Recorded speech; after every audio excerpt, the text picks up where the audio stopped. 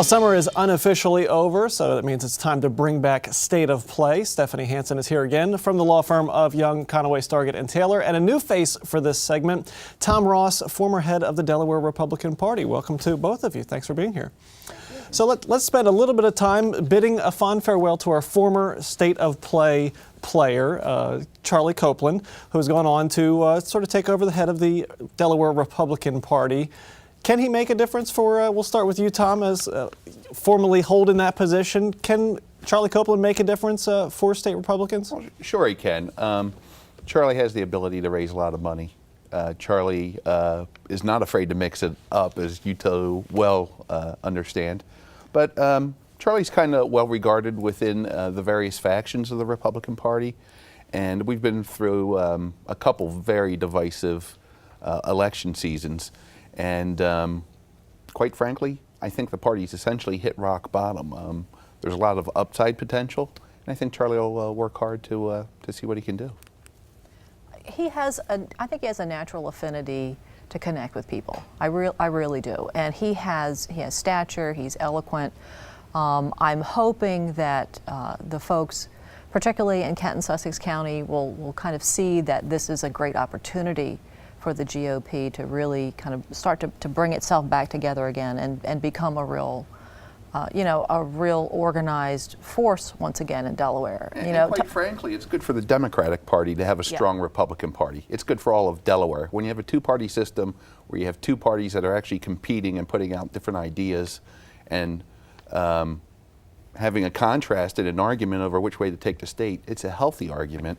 And right now, that's lacking from the state. We need to get back to that point. And it's really been a while since Republicans have run a full slate of candidates. There's been a lot of really uncontested races, which is certainly not good for voters not to have a choice.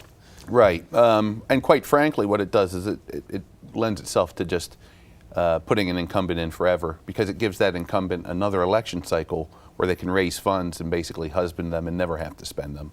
So you get people with war chests because they've run 3, 4, 5 campaigns where they're allowed to go out and collect from the lobbyists and the businesses and the law firms and all the big donors and not have to spend any of the money because they're unchallenged. So it just becomes a self-fulfilling prophecy. You really have to get out there and make people earn their election. So can Charlie Copeland, he's very well connected to Northern Delaware Republicans, obviously, familially and professionally. Can he reach across the divide that is within the Republican Party and those downstaters, the Tea Party types? Can he kind of bridge that gap? Does he have the cash to do it? Yeah, I think he really actually has very good relationships with a lot of Tea Party folks. Charlie embraced the Tea Party in 2010 and has been very active in several organizations that are closely linked to the party and some that aren't. So I think he has those relationships. I think the challenge is going to be to get some of those folks to kind of all row the boat in the same direction. A lot of these Tea Party type movements are very self-refining. So if you don't agree with their whole litany of issues, if you only agree with 99 of their 100 points, they may no longer be with you. So it's kind of, to an extent, herding cats and getting everyone to kind of go in the same direction. That's his real challenge. Yeah, I don't think it's a challenge to get him to actually kind of offer the olive branch in his hand, but the question is whether or not they're going to reach back. Sir, something we'll continue discussing here on State of Play and on First. Switching topics, there was another health scare for Attorney General Beau Biden in August, and of course we're all hoping for his full recovery, but we really don't know the full extent of what happened with Beau in Texas at Jefferson. Does the state, do voters have the right to know what's going on with his health?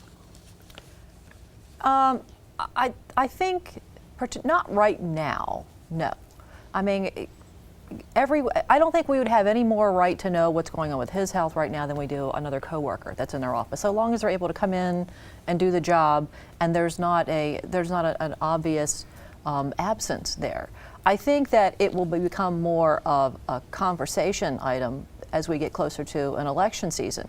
And even then, Here's the thing. Here's what I think of. There are a lot of folks that talk about whether or not we should let any kind of health information out or not. I think that Delaware is very small. We tend to know each other. We tend to see our representatives and senators on the street. We want to talk with them. We feel that we feel connected with them and that we're a family. Right. That does not mean that as soon as someone says, I've got a health problem, I'm at risk for a stroke. I've had a cancer scare. I've had, a possible right. That risk doesn't for heart. entitle us to know his personal medical history. That's right. And quite frankly, I think it was in very poor taste when the News Journal sent a reporter to his home within the last week or two seeking information.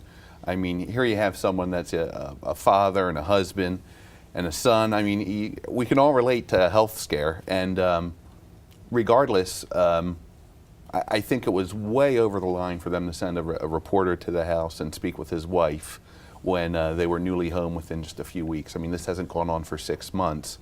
We're a few months or a few weeks into this, and quite frankly, sometimes to get some of those reports, it can take a little time. And quite frankly, they've had a heck of a scare, so why not give him the room he needs to do what he needs to do? And this is certainly not the first sort of situation like this that they've gone through. It was only a couple of years ago where he had his mini stroke. And as sort of the speculation ramps up for what's going to happen in the governor's office when Governor Markell is done, obviously there's been a lot of speculation that that is something that the Attorney General would want to do. Does it become more of an issue for him in the future, even if we never find out what happened over the last couple of weeks? Is this going to be an issue for him going forward? Here's the thing. If he were to come out and say, I've got, a cancer scare, a risk of stroke, risk of whatever, nearly every family in the state of Delaware has a family member that has that. So there's going to be a feeling of, he's not going to lose any votes empathy because of that. Okay? An opponent that tries to take advantage of that might as well take a gun out and shoot themselves in the foot with it, right. Because it is not They'll going have to their work. own health issue if they try to make an issue of it. It's not going to work. Quite frankly, he will be the Democratic nominee if he wants to be for governor. He's very much beloved. Many of the party activists on the Democratic side have known him since he was a child. I mean, they look at him as a secondary family member, almost a family member. Really, I think the only concern right now is just for Bo personally that his health is what it should be. But in terms of politics, I think he's an overwhelmingly popular candidate on the Democratic side, and I don't think there'd be any opponent that would be able to take him on for governor and be successful on the Democratic side. Well, I'm not so sure. I think someone that could take him on would have to be someone that is well liked and that's a very hard worker, because there is sort of the whole Bill Roth thing. There's the law of the jungle. If he does happen to have a health issue that affects his ability to campaign really hard vigorously against a vigorous, well-liked opponent, he could have a problem. Well, but I don't see an opponent using his health right. against him. I think it's just a situation of if you do have a condition, that's going to keep you from But I being think able to everyone campaign. here in Delaware recognizes that first and foremost, the Bidens are family people. So if the issue were that serious, I don't think he'd be putting his family through a campaign. Right.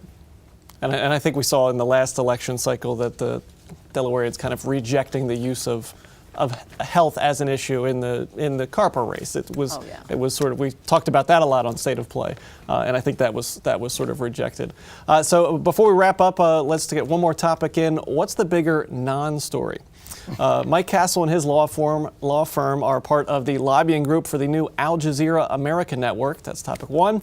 Or Governor Markell taking state money to travel to Israel and other countries in the name of drumming up business. Thoughts? I'd rather be the governor drumming up business. I know that. than lobbying for Al Jazeera TV? Yeah, I mean, it's a job someone has to do. Right. I quite frankly wouldn't want to do it, but just like an attorney has to represent someone that's accused of a heinous crime, they do have a right to free speech in this country.